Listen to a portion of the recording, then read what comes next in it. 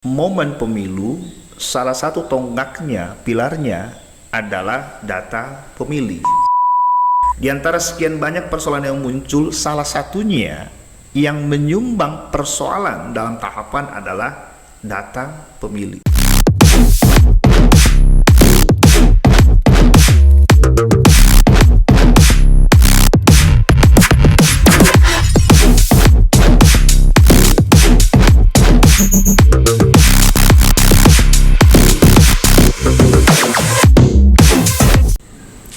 Hai sahabat Bawaslu, selamat datang pada episode keempat acara podcast Bual Pekalan Bawaslu Kabupaten Simalungun.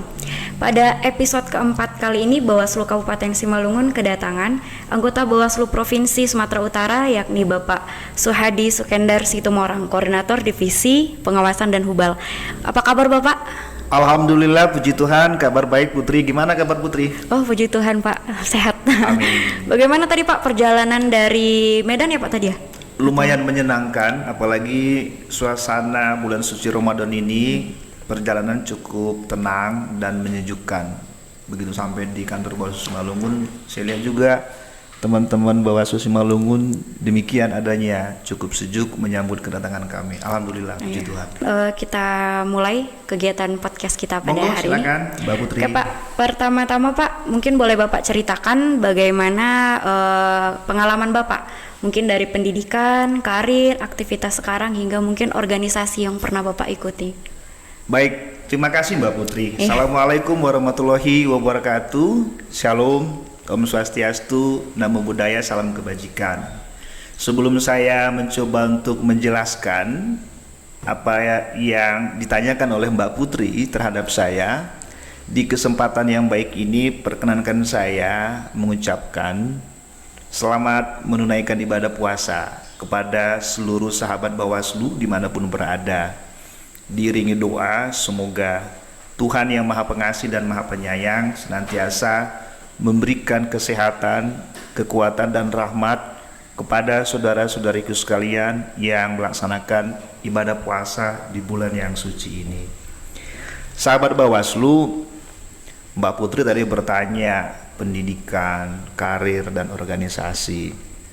Saya seperti teman-teman lainnya juga mengikuti jenjang pendidikan, mulai dari sekolah dasar, sekolah menengah pertama, lanjutan atas sampai ke perguruan tinggi, strata 1 dan strata 2. Selain itu saya juga pernah mengikuti pendidikan jurnalistik ketika saya masih kuliah semester 5. Kemudian saya juga pernah mengikuti pendidikan profesi namanya PKPA, Pendidikan Khusus Profesi Advokat. Jadi sebelum saya menjadi penyelenggara, saya punya kartu PWI dulu, anggota pers dan juga kartu advokat. Kemudian seiring berjalannya waktu, saya mencoba untuk meniti karir sebagai penyelenggara pemilu. Alhamdulillah, puji Tuhan, saya diberikan kesempatan menjadi penyelenggara pemilu pada tingkat kabupaten, yakni di Kabupaten Samosir.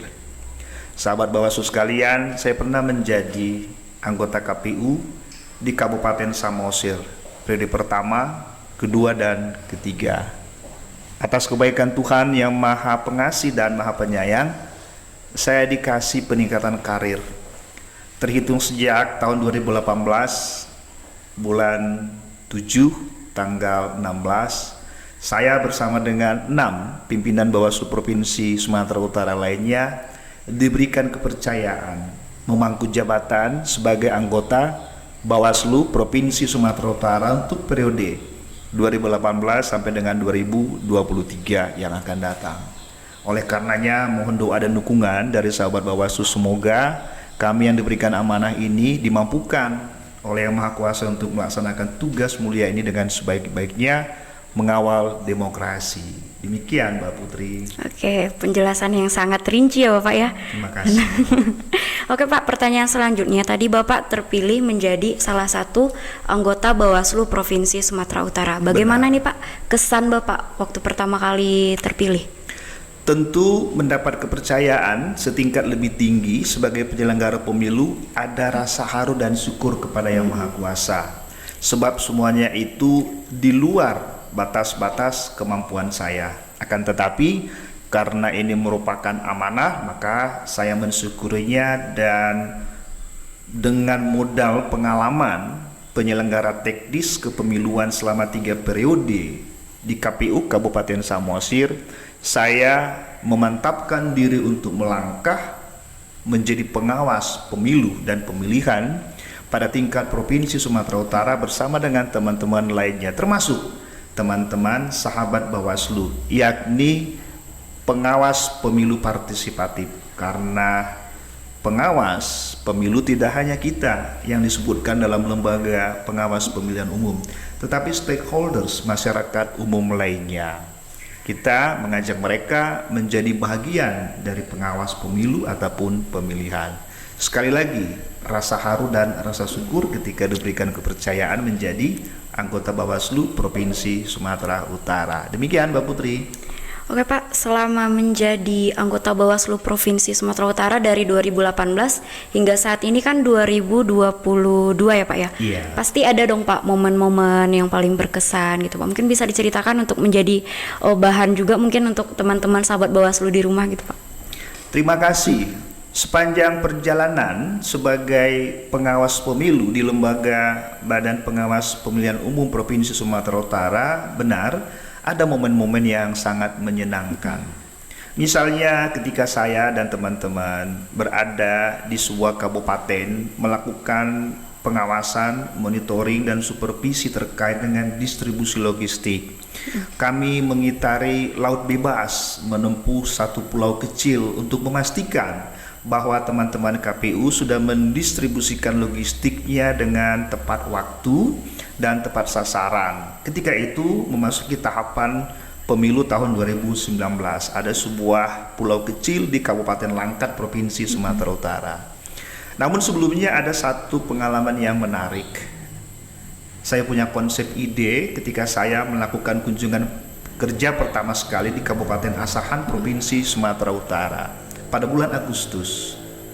Saya menyampaikan konsep ide kepada teman-teman Bawaslu Kabupaten Asahan supaya membentuk yang namanya kampung pengawasan. Alhamdulillah, puji Tuhan, teman-teman Bawaslu Kabupaten Asahan mengapresiasi konsep ide saya tersebut. Seiring berjalannya waktu, pada bulan November tahun 2018, teman-teman Bawaslu Asahan merealisasikan konsep ide tersebut, yakni membentuk kampung pengawasan. Sahabat Bawaslu sekalian, kampung pengawasan ini diresmikan oleh Ketua Bawaslu Republik Indonesia Bapak Abhan, dan dihadiri berbagai stakeholders lainnya, baik pada tingkat provinsi maupun kabupaten, kota, dan secara khusus Kabupaten Asahan, serta teman-teman Bawaslu Kabupaten Kota se-Sumatera Utara. Ini penting menjadi momentum kampung pengawasan. Mengapa demikian? Sebab landasan pengawasan itu menurut konsep berpikir saya harus dimulai dari kampung, komunitas-komunitas terkecil. Di kampung itu ada pemerintahan terkecil, ada masyarakat, ada tokoh masyarakat, dan lain sebagainya. Maka oleh karenanya basis-basis pengawasan itu kita harus mulai dan kuatkan mulai dari kampung atau desa atau sebutan-sebutan lainnya. Di samping itu juga ada momen-momen lainnya. Misalnya ketika kami turun ke berbagai kabupaten kota yang sarana atau prasarananya masih jauh dari yang kita harapkan, misalnya jalannya, medannya yang cukup menantang. Bagi saya ini sangat menarik karena berbekal pengalaman ketika saya ada di Kabupaten Samosir, harus melakukan monitoring, misalnya pemutahiran daftar pemilih berkelanjutan dengan naik kapal tongkang di Danau Toba. Menarik. Jadi berangkat dari itu teman-teman sekalian, ketika saya dipercaya di Bawaslu Provinsi Sumatera Utara, maka saya menikmati kerja-kerja sebagai pengawas pemilu. Demikian Mbak Putri. Oke, berarti sangat menikmati ya Pak ya. Benar. Setiap momen yang ada.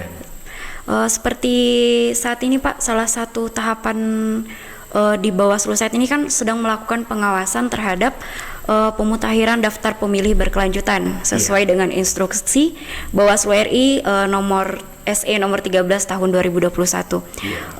Bagaimana Pak persiapan Bawaslu sendiri dalam melakukan pengawasan DPB ini? Karena kan yang namanya daftar pemilih ini kan paling selalu berganti gitu loh Pak.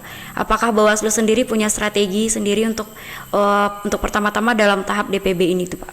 Pertanyaan yang cukup menarik dan ini menantang bagi kita sebagai pengawas pemilu, terutama di divisi pengawasan, termasuk divisi lainnya.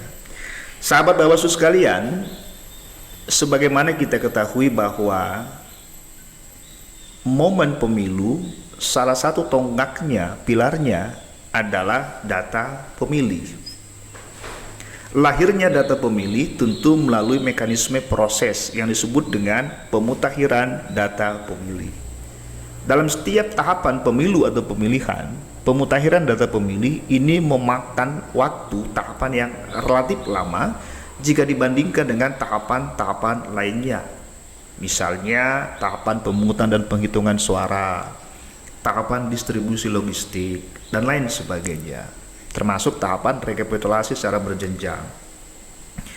Pada sisi lain, hampir setiap momen pemilu atau pemilihan selalu muncul persoalan-persoalan. Di antara sekian banyak persoalan yang muncul, salah satunya yang menyumbang persoalan dalam tahapan adalah data pemilih. Kita lihat misalnya pengalaman Pilkada serentak 2020 di Sumatera Utara. Ada 3 kabupaten yang harus melaksanakan pemungutan suara ulang, yakni Kabupaten Mandailing Natal, Kabupaten Labuhan Batu Selatan, dan Kabupaten Labuhan Batu. Di antara 3 kabupaten tersebut ada satu kabupaten yang harus melaksanakan 2 kali pemungutan suara ulang atau PSU, yakni Kabupaten Labuhan Batu. Akar masalahnya data pemilih. Seputar data pemilih. Nah, dalam rangka itu, berdasarkan Undang-Undang Nomor 7 Tahun 2017, Bawaslu Republik Indonesia menerbitkan Surat Edaran Nomor 13 Tahun 2021. Selanjutnya, dalam rangka melaksanakan pemutakhiran daftar pemilih berkelanjutan, KPU juga menerbitkan peraturan KPU, namanya Peraturan KPU Nomor 6 Tahun 2021. Sahabat Bawaslu sekalian, dalam rangka melakukan pengawasan pemutakhiran data pemilih berkelanjutan, pengawas pemilu secara khusus Bawaslu Sumatera Utara dan Bawaslu Kabupaten Kota Sumatera Utara melakukan berbagai langkah-langkah. Pertama adalah data yang diberikan oleh KPU Kabupaten Kota kepada Bawaslu Kabupaten Kota ini dicermati dan dianalisis oleh teman-teman Bawaslu Kabupaten Kota dan Bawaslu Provinsi Sumatera Utara. Data-data ini kemudian, sahabat Bawaslu sekalian, dilakukan uji petik. Bawaslu Sumatera Utara sudah melakukan 2 kali rapat kerja teknis di zona 1 Siantar meliputi 14 kabupaten kota, dan zona 2 Labuhan Batu Utara juga meliputi 14 kabupaten kota.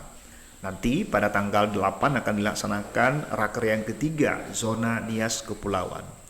Rapat kerja teknis ini secara spesifik kontennya, materinya membahas tentang pengawasan pemutakhiran daftar pemilih berkelanjutan.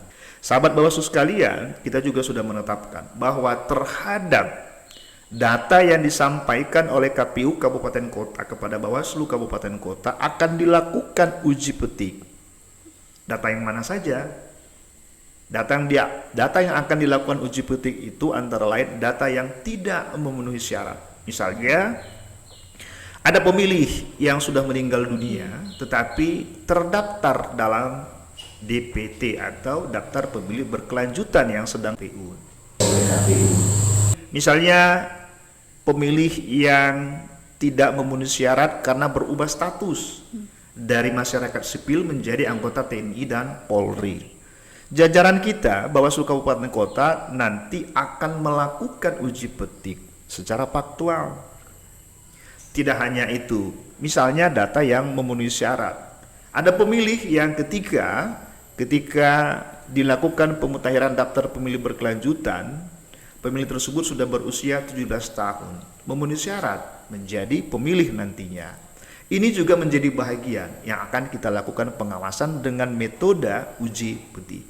Dan uji petik ini, Mbak Putri dan sahabat Bawaslu sekalian, akan kita lakukan secara berkesinambungan, tidak hanya pada bulan April atau bulan Mei, tetapi sepanjang tahapan nanti kita akan lakukan uji petik. Demikian Mbak Putri. Oke Pak, berarti strategi Bawaslu sendiri itu melakukan kajian uji petik gitu ya Pak ya? Iya, itu salah satunya. Oke. Selain itu juga koordinasi dengan dengan Dinas Kependudukan dan Pencatatan Sipil serta berbagai lembaga stakeholders lainnya. Oke Pak. Jadi seperti yang masyarakat ketahui sendiri atau kita sesama pengawas pemilu gitu Pak, DPT ini kan berkesinambungan selalu, bukan hanya saat akan diadakan pemilu. DPT mungkin bisa daftar permasalahan tetap, mungkin bisa begitu ya Pak ya. Karena ini masalahnya selalu berlanjut, entah itu ada dia pemilih ganda atau yang sudah meninggal mungkin sudah hilang baru nanti muncul lagi namanya gitu Pak. Apakah ada ini Pak dari Bawaslu sendiri mengenai untuk mencegah hal-hal tersebut terjadi lagi gitu Pak? Terima kasih Mbak Putri dan sahabat Bawaslu sekalian. Berbicara tentang permasalahan daftar pemilih tetap, tidak cukup hanya diselesaikan oleh penyelenggara pemilu saja, apakah itu KPU atau Bawaslu. Akan tetapi dituntut partisipasi aktif dari berbagai stakeholders. Tidak hanya dari pemerintah dalam hal ini adalah Dinas Kependudukan, tidak. Pengurus partai politik, kader-kader partai politik juga diharapkan peran serta aktif mereka dalam memberikan informasi kepada penyelenggara pemilu baik KPU maupun Bawaslu sesuai dengan tingkatannya. Tidak hanya itu, masyarakat luas juga, organisasi pemantau pemilu dan berbagai elemen-elemen masyarakat lainnya diharapkan partisipasi aktifnya mendukung penyelenggara pemilu dalam rangka melakukan pemutakhiran data pemilih guna mendapatkan DPT yang valid dan akurat yang minim dari permasalahan. Sebagaimana kita ketahui dan saya sampaikan tadi bahwa persoalan data pemilih menjadi salah satu penyumbang persoalan dalam tahapan pemilu. Sekali lagi, pengawas partisipatif yang di dalamnya banyak komponen-komponen itu merupakan salah satu penyumbang DPT yang valid dan akurat kalau bersama-sama dengan penyelenggara pemilu menyampaikan informasi di tengah-tengah masyarakat. Itu antara lain Mbak Putri. Ya Pak, pada saat ini kan pengawasan DPB sedang berlangsung ya Pak ya. Apakah ada kendala Pak yang ditemui atau yang dirasakan oleh Bawaslu selama melakukan pengawasan? Ada saja kendala meskipun itu bervariatif. Misalnya sulitnya Bawaslu mendapatkan akses data pemilih dengan alasan dilindungi oleh undang-undang terkait dengan identitas kependudukan, semisal NIK atau nomor induk kependudukan. Akan tetapi ini tidak menjadi kendala bagi pengawas pemilu untuk melakukan pengawasan pemutakhiran daftar pemilih. Tetapi pada sisi lain kami juga berharap kepada pemerintah, dalam hal ini Dinas Kependudukan dan Pencatatan Sipil, supaya benar-benar melakukan pemutakhiran data kependudukan itu secara valid dan akurat. Karena data kependudukan inilah yang nantinya akan digunakan oleh penyelenggara pemilu dalam melakukan pemutakhiran data pemilih. Sekali lagi, data kependudukan yang dimutakhirkan oleh Dinas Kependudukan dan Catatan Sipil inilah yang nantinya akan digunakan oleh penyelenggara pemilu dalam melakukan pemutakhiran data pemilih.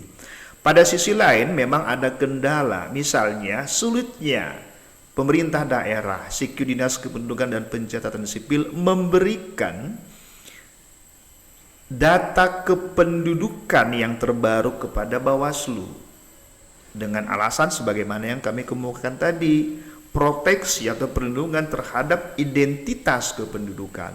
Tentu ada metode-metode lain yang perlu dipikirkan bersama, terutama oleh pemerintah, supaya tidak terkendala pemutakhiran data pemilih dan pengawasannya. Misalnya dengan cara menutup NIK dan lain sebagainya. Tetapi elemen-elemen data lainnya diberikan kepada pengawas pemilu. Karena hasil-hasil kerja pengawas pemilu dalam melakukan pengawasan pemutakhiran data pemilih menjadi salah satu sumbangsih akurasi dan validitas data pemilih itu sendiri. Sehingga dengan demikian, pada pemungutan dan penghitungan suara baik pemilihan umum maupun pemilihan secara serentak 2024 yang akan datang, data pemilih itu semakin sempurna, semakin baik, jauh dari permasalahan problematika seperti yang kita saksikan selama ini. Itu antara lain, Mbak Putri. Ya, Pak. Bagaimana nih Pak harapan Bapak kepada masyarakat atau sahabat Bawaslu tentang pengawasan DPB pada saat ini? Baik, terhadap masyarakat dan sahabat Bawaslu sekalian, sebagaimana kami sampaikan tadi, pengawasan terhadap pemutakhiran data pemilih berkelanjutan itu tidak hanya menjadi tugas dan tanggung jawab Badan Pengawas Pemilihan Umum. Pemutakhiran daftar pemilih atau data pemilih, maksud kami, juga tidak hanya menjadi tugas satu-satunya penyelenggara pemilu misalnya KPU. Tetapi partisipasi aktif masyarakat dan berbagai stakeholders lainnya akan menunjang sempurnanya data pemilih. Maka oleh karenanya, terutama kepada sahabat Bawaslu dan teman-teman alumni SKPP dimanapun berada, baik yang di Sumatera Utara atau di luar Sumatera Utara, salah satu tanggung jawab moral teman-teman alumni SKPP adalah menjadi bagian dari lembaga pengawas pemilu yang memberikan dukungan aktif dan partisipatif dalam rangka pengawasan pemilihan umum, baik pada masa tahapan pemilu maupun non-tahapan pemilu dan pemilihan. Sahabat Bawaslu dan teman-teman alumni SKPP, kami mengajak Anda sekalian dimanapun berada, khususnya di wilayah Sumatera Utara, baik alumni SKPP tahun 2021, 2020 maupun 2019 yang lalu, mari bersama-sama kita melakukan pengawasan partisipatif terhadap pemutakhiran data pemilih berkelanjutan guna menghasilkan daftar pemilih tetap yang valid dan akurat. Karena DPT yang valid dan akurat akan menjadi kontribusi pemilu dan pemilihan serentak yang profesional, yang berintegritas dan berkualitas. Ini menjadi harapan kita semuanya. Mbak Putri. Ya Pak, terima kasih Pak. Tadi itu harapan Bapak untuk masyarakat. Kali ini saya ingin menanyakan harapan Bapak kepada rekan-rekan, teman-teman anggota Bawaslu Kabupaten Kota di Kecamatan Pak dalam melakukan pengawasan pada saat ini Pak. Baik Mbak Putri, dalam waktu beberapa bulan ke depan, penyelenggara pemilu baik Bawaslu maupun KPU akan melakukan rekrutmen terhadap penyelenggara ad hoc, baik pada tingkat kecamatan maupun kelurahan dan desa. Saya berharap nantinya bagi teman-teman penyelenggara ad hoc yang akan terbentuk, supaya benar-benar secara profesional, berintegritas dan bertanggung jawab melakukan pemutakhiran data pemilih dan pengawasan pemutakhiran data pemilih guna menghasilkan DPT yang profesional. Tidak hanya itu, saya juga berharap banyak sekali Mbak Putri kepada teman-teman 33 kabupaten kota se-Sumatera Utara supaya benar-benar fokus melakukan mekanisme pengawasan pemutakhiran data pemilih. Marilah kita minimalisir persoalan-persoalan seputar data pemilih. Saya yakin dengan kerjasama kita, dengan profesionalisme dan integritas yang ada pada kita, pemilu 2024 yang akan datang dan pemilihan serentak 2024 yang akan datang akan melahirkan DPT yang semakin profesional, valid dan akurat. Demikian Mbak Putri.